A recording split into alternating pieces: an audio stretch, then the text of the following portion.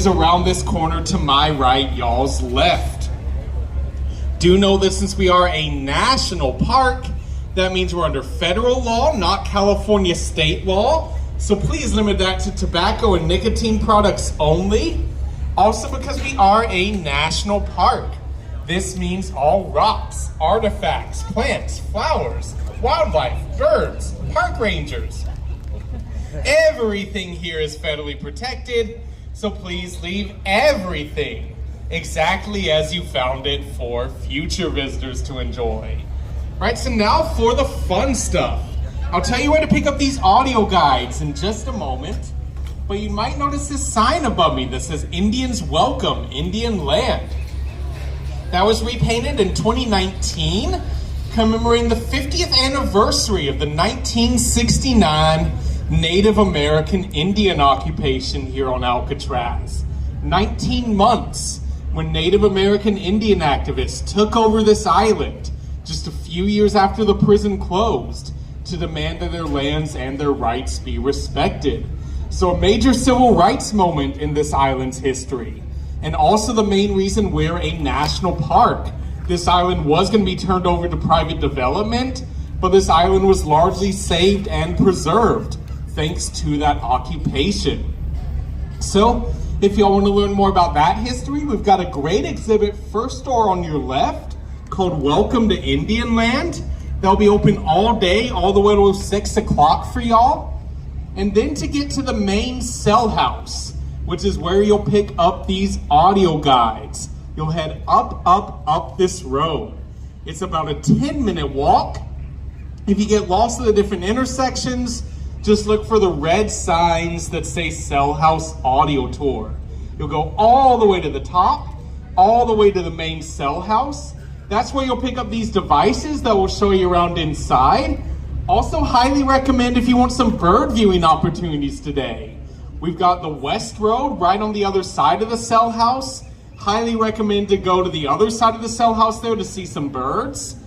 And again, you just go up that road, about a 10-minute walk to the main cell house where you can pick up these audio devices to show you around inside, as well as go along that West Road to check out all the bird activity there. When you're ready to escape, boats return about every 30 to 45 minutes. And if you have any questions, I'll be at that ranger station there. So enjoy your stay here on Alcatraz in your national park.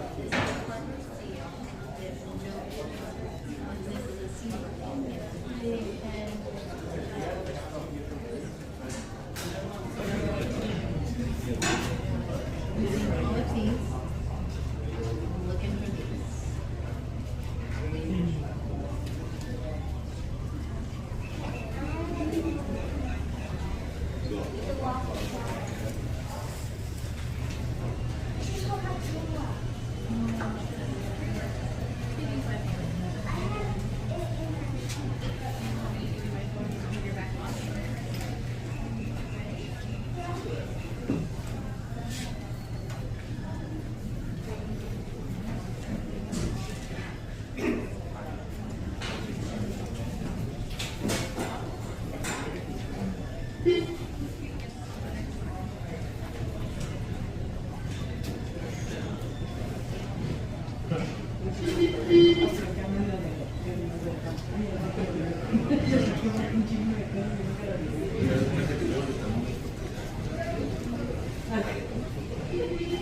Pero hacen esto hasta 2 o 3 años. Well,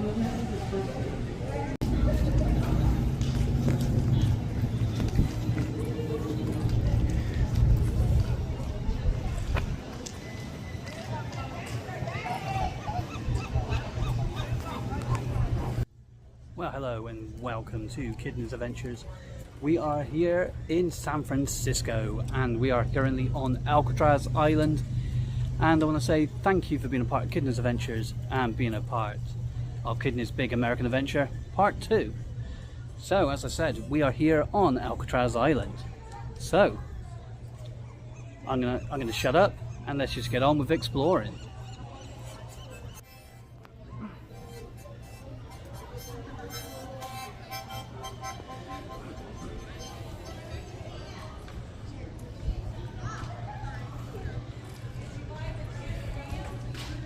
It would have been so scary thinking about it though, coming over on a boat, or I assume, well, they wouldn't have had a ferry to bring them over, so have a boat or something, and then well,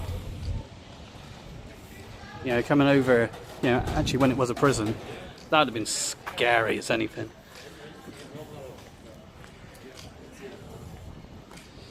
Ah, there it is. So that's welcome to Indian Land.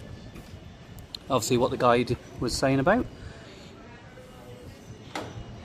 Yeah, we'll do that now, I reckon.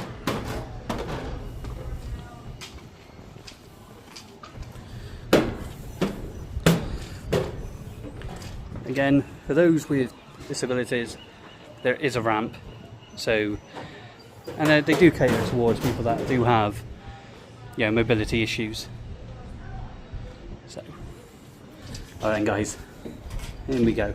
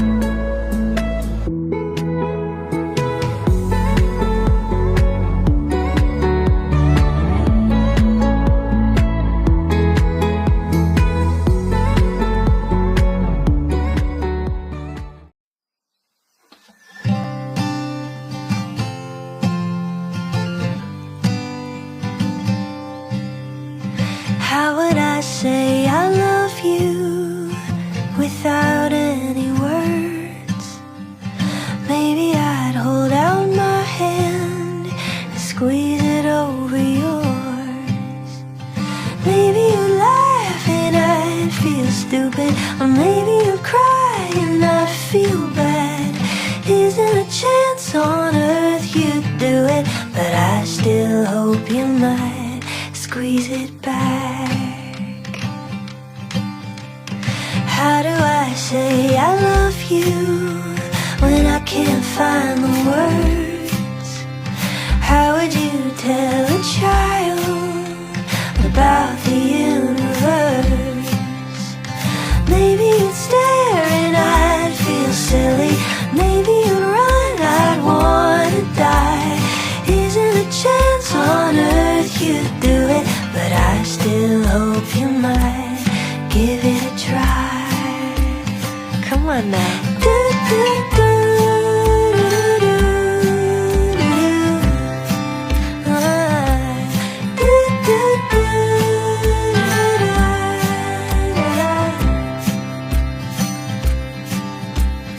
Maybe you'll break and never recover. Maybe you'll cry or die or worse. A brutal demise could be avoided.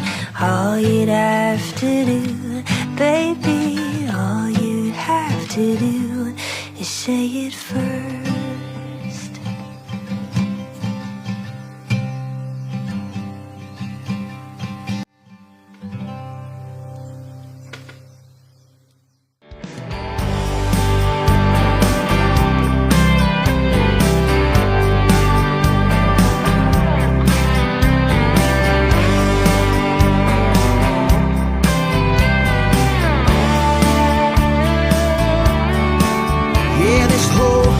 shutting down.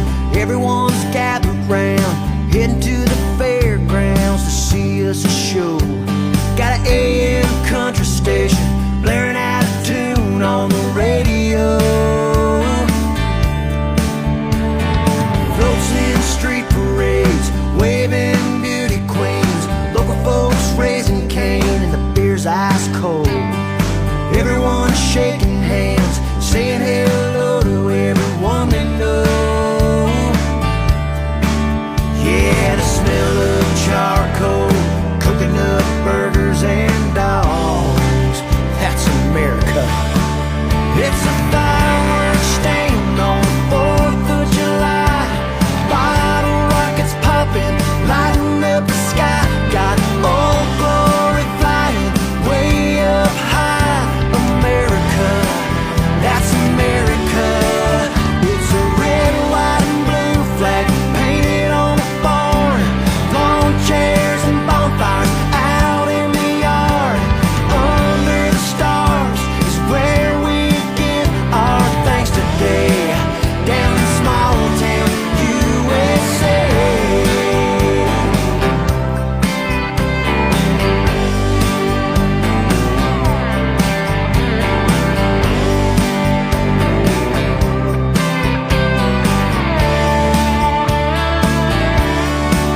Kentucky whiskey and homemade wine, grandma's apple pie, smoking things that get you high and the sun's going down.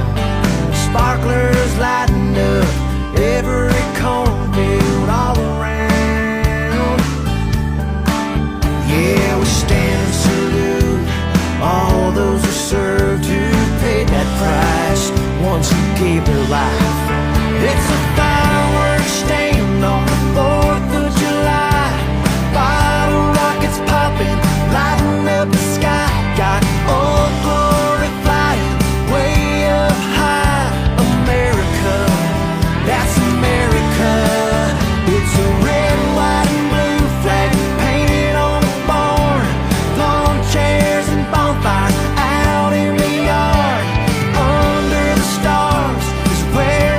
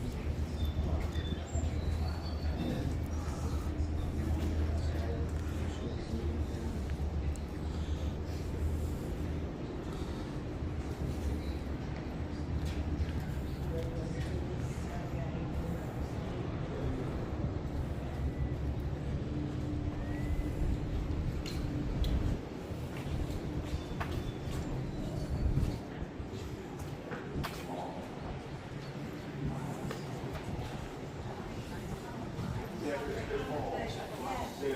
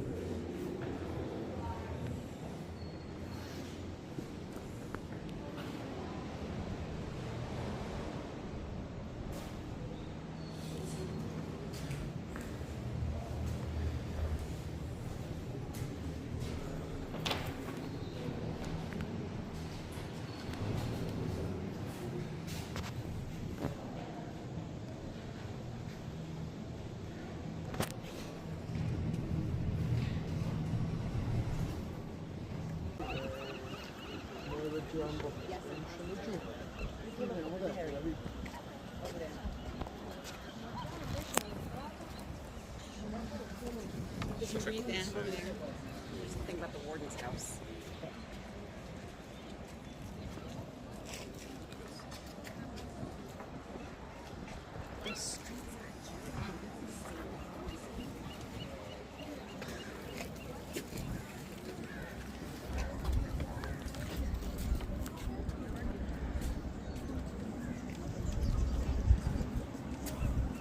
Oh no, you're fine, you're fine.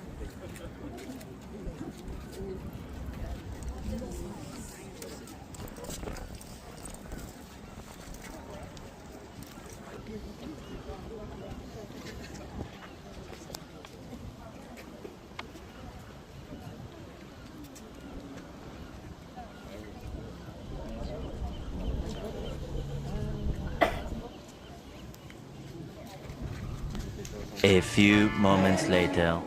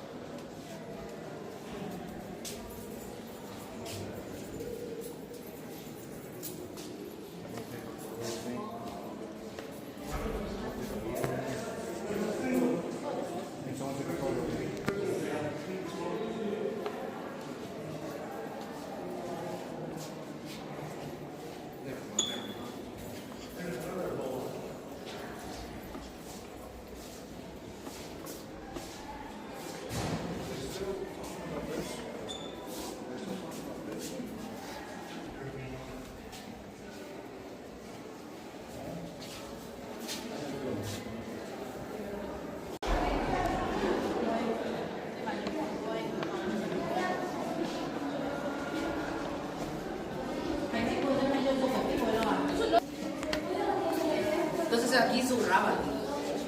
Aquí zurraba. That's you right there. Where they escape? No. How does spoon do that?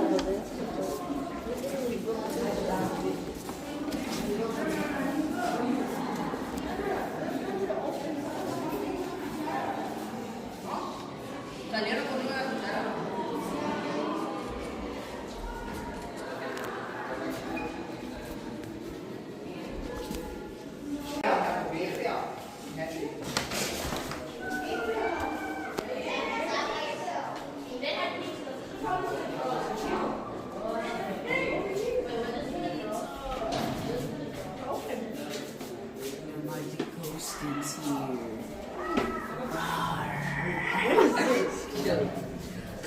Chico.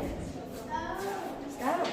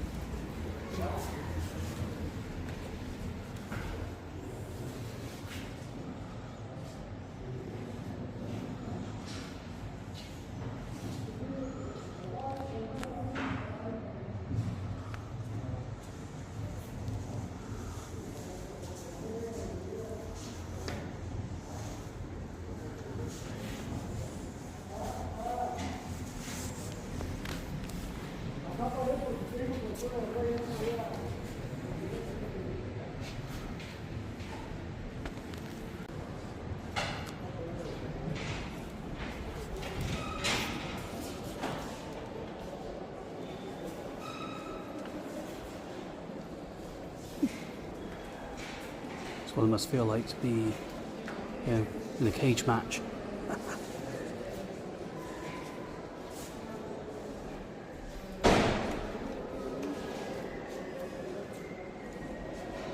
Quite scary, really.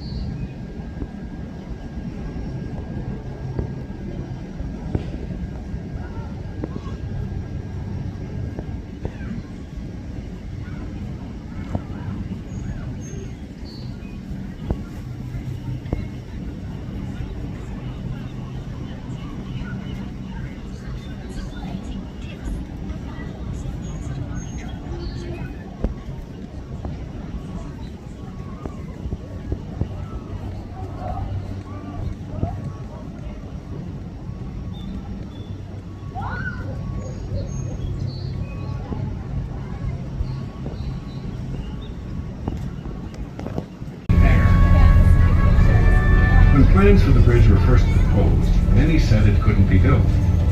Some even said it shouldn't be built. Early environmentalists didn't like the idea of a bridge they believed would ruin the natural beauty of the Golden Gate. American author Catherine Gerald was one of many who expressed opposition at the time. When you have one of the most romantic approaches in all geography, why spoil it? It's so In the random. interest of your own uniqueness, dear San Francisco, He's coming over do here. not bridge the Golden Gate. The War Department in Washington, D.C. objected by claiming that it would be a serious hazard to airplane navigation. There's no way. Well, despite the protests, there were many people who wanted the bridge. First among the supporters was the engineer, Joseph Behrman Strauss. He not only designed the bridge, he was obsessed with it. He wasn't a man to get into an engineering challenge or political opposition. Encouraged by Strauss, the voters in the region approved the bridge. Construction began in 1933. The design that was finally developed actually turned out to be one of the most graceful and delicate objects of Art Deco art that was ever created, and the scale was just immense. The towers over 700 feet in height, the main span 4,200 feet long. No one had ever built a bridge like this before. Some people say you can never build it again. Look at the tower at the San Francisco end of the bridge. Then look down at the concrete foundation the tower is standing on. This was the first great challenge, building a concrete pier in water more than 100 feet deep. Enormous temporary walls were built, enclosing an area in the bay the size of a football field. Water was pumped out, then the concrete was poured. Next came the two towers. When they were completed, thousands of steel strands were bundled together to form the enormous main cables that connected. Finally, the road itself was built, starting at both ends and working toward the middle to keep the bridge in balance. It's easy to describe. It was far from easy to accomplish. Imagine working there, day after day, in the cold, in the fog, and the rain. On major construction projects in those days, experience had shown that one workman usually died for every $1 million spent. The budget for the bridge was $35 million, but Joseph Strauss was determined that 35 lives would not be lost on his bridge. A safety net was fabricated and suspended below the workmen, and although 11 men did die during construction, 19 men fell into the safety net and were saved. Those 19 lucky men formed a very special club. It's called the Halfway to Hell Club. Of the 11 men who lost their lives during construction, 10 of them died in one accident when a 10-ton scaffold fell and tore through the net. The Golden Gate Bridge was completed in less than 5 years, in May 1937. Joseph Strauss let the world know exactly how he felt. The Golden Gate Bridge, the bridge which could not and should not be built, which the War Department would not permit, which the rocky foundation of the pier base would not support, which would have no traffic to justify it, which would ruin the beauty of the Golden Gate, stands before you in all its majestic splendor, in complete refutation of every attack made upon it.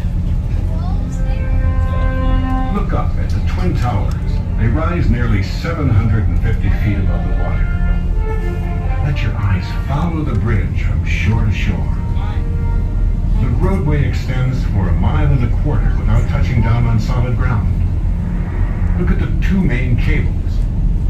There's enough wire there to wrap around the planet 3 times.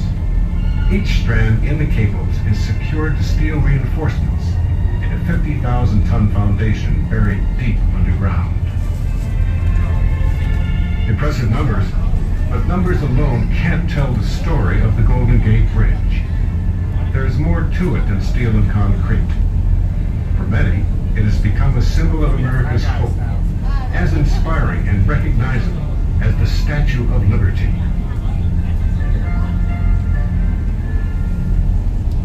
When you're standing on that deck, you can feel it vibrate. You can feel it sway back and forth in the wind. The entire bridge hums like a harpsichord. Like, ooh, ooh, ooh. very small, and standing looking up at those huge towers and listening to the whole thing moaning in the wind, awe-inspiring. That name, by the way, came long before the bridge. John C. Fremont, soldier, explorer, and adventurer, named the entrance to San Francisco Bay the Golden Gate back in 1846. That was even before gold was discovered in California. Look to the north end of the Golden Gate Bridge, the side opposite San Francisco, and you'll see a rocky point with a building on it, just below the bridge. That's Lime Point, the other side of the Golden Gate's entrance, along with Fort Point. Look again at the hills to the left of Lime Point, the Marin Headlands. Spend an afternoon on the hiking trails there, and you might see deer or even bobcats. Climb to the top of Hawk Hill any time of the year, and you'll have a glorious view of the Golden Gate. Visit in October, and you'll see magnificent birds of prey. Every fall, more than 100,000 hawks, eagles, and falcons soar overhead on their migration south. Now, let's all take a moment to enjoy this magnificent panorama. If the sun is out, you'll see sails dotting the bay. In addition to its other qualities, the bay is a challenging playground for sailors and windsurfers alike. Well, that area between Crissy Field and Golden Gate Bridge and Fort Point has become one of the top windsurfing locations in the world. And it's caused by the winds that just howl into the Golden Gate, the mix of waters trying to force their way into the harbor and also out simultaneously. The more churned up, the better. But it's not for amateurs.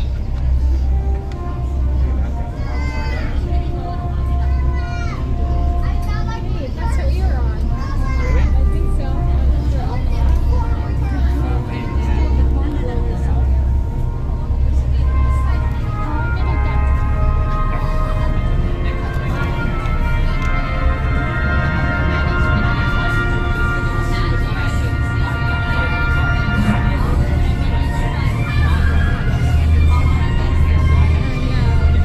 You need that, what's it called? That sticky thing on the phone case? You just stick it on.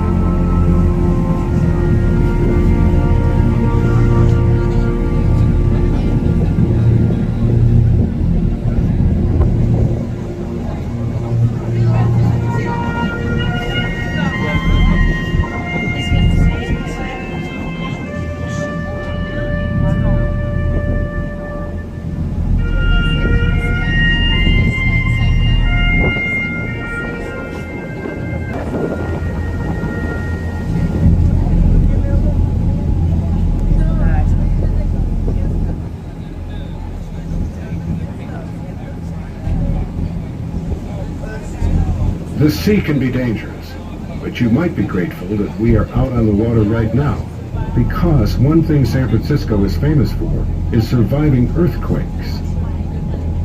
Look at the city skyline. The Great Quake of 1906 began at 12 minutes past 5 a.m.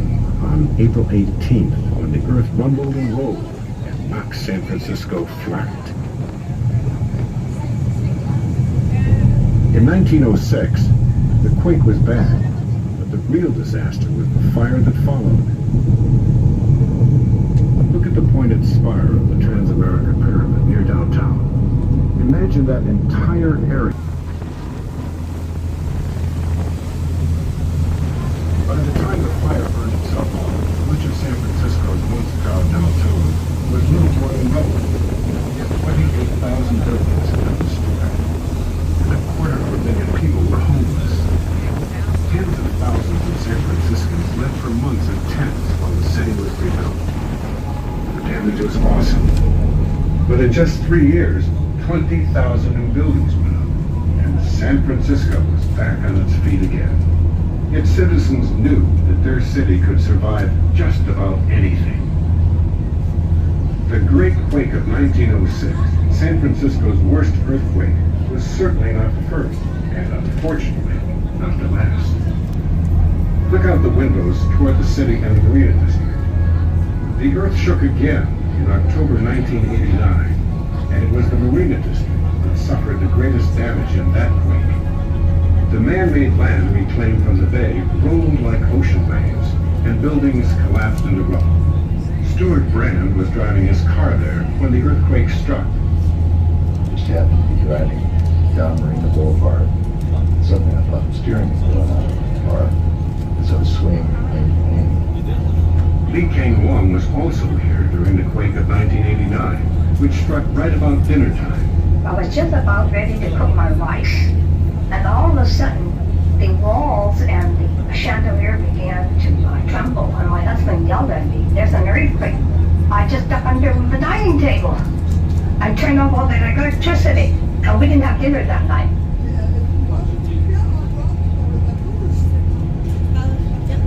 After the gold rush, San Francisco grew into a cosmopolitan city with impressive mansions, grand theaters, and elegant hotels. But the spirit of the first settlement still echoes in the area's Spanish place names. Names such as San Francisco, for one. And there's Tiburon, which is Spanish for shark. Even the name Alcatraz comes from the Spanish name for pelicans, Los Alcatrazes. We're passing another place with a name that came from the Spanish. Over to the left is the island the Spanish call La Isla de Nuestra Señora de los Ángeles, the island of Our Lady of the Angels. Nowadays, we just call it Angel Island. 2,000 years ago, Angel Island was home to the Miwok Indians. The Miwok lived a good life on a small island paradise, hunting in the island's forests and fishing in the bay. Later, the Spanish used it as a military base, and later still, the U.S. Army set up shop. Its open spaces are lined with hiking and bicycling trails, and it is once again an island paradise in the middle of the bay. You can visit it today by taking a blue and gold fleet ferry.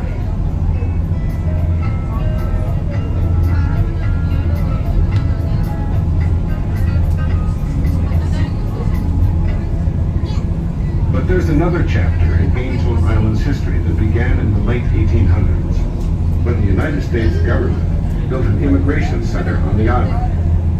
Angel Island became the Ellis Island of the West. For more than 50 years, thousands of Asian immigrants passed through Angel Island. Many of them were held on the island until they could prove that they had relatives already living in the United States. My name is John Timo Chin. I came here in 1924. I went to the island, what they call Angel Island. The immigrants were questioned for hours, and their answers were compared with statements made by other family members. First, they asked my name, my parents' names, and brothers, sisters, and then on, they asked about the house.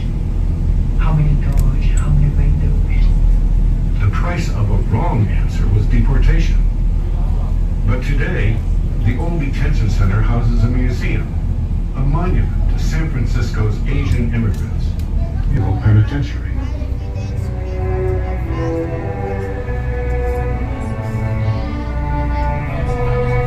It was a time when gangsters were becoming heroes to people. The government needed to send a message that crime did not pay, so they created Alcatraz, the very last stop in the country's prison system. The place to send the worst criminals of all.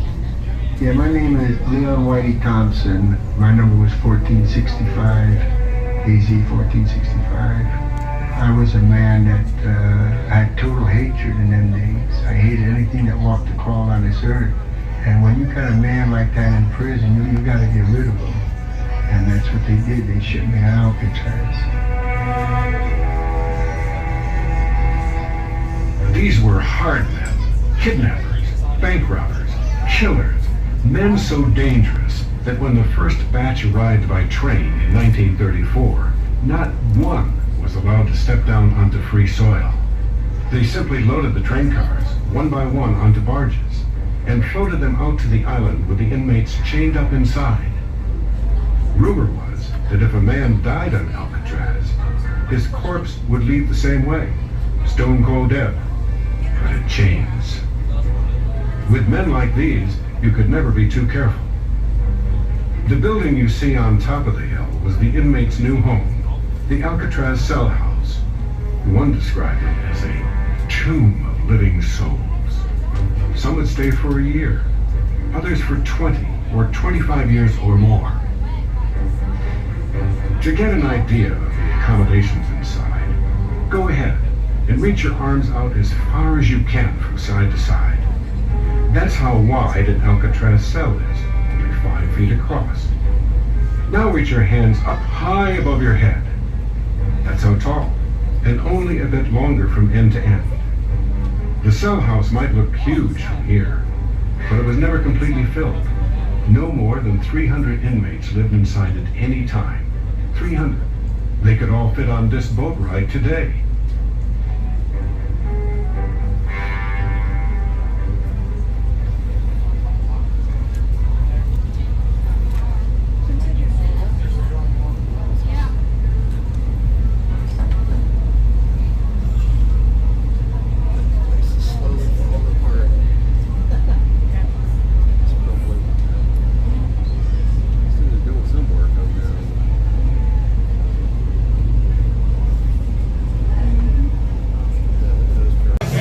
Check out Kidney's Adventures, like and subscribe. Do it now, motherfucker.